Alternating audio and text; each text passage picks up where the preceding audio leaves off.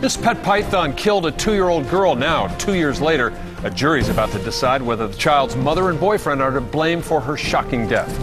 Good evening. I'm Brendan McLaughlin. And I'm Wendy Ryan. Thanks for joining us. First tonight, closing arguments are scheduled for tomorrow in the case where a pet python strangled a 2-year-old girl.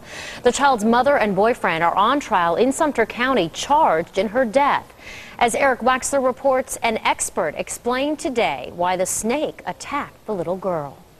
Jaron Hale and Charles Darnell have said all along it was just a horrible accident. Their attorneys told jurors Gypsy was a family pet that Jaron had for 5 years. But a snake expert testified the family pet wasn't properly cared for. It's very, very underfed, undernourished. The prosecution contends the python hadn't been fed for weeks, and the reptile's hunger may have led it to little Cheyenne's crib.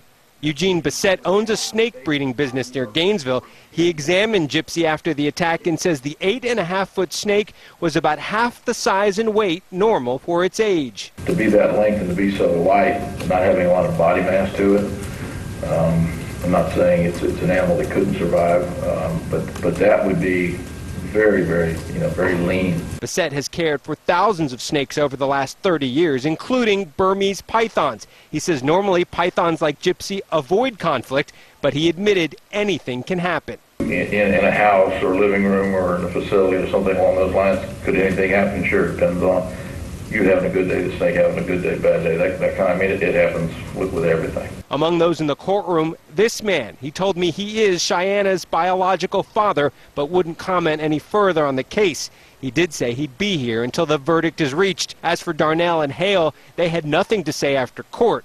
They could find out their fate as soon as tomorrow. No one is arguing how little Cheyenne actually died, but the final witness in this case was the medical examiner who confirmed cause of death as asphyxiation by the snake. In Bushnell, Eric Waxler, ABC Action News.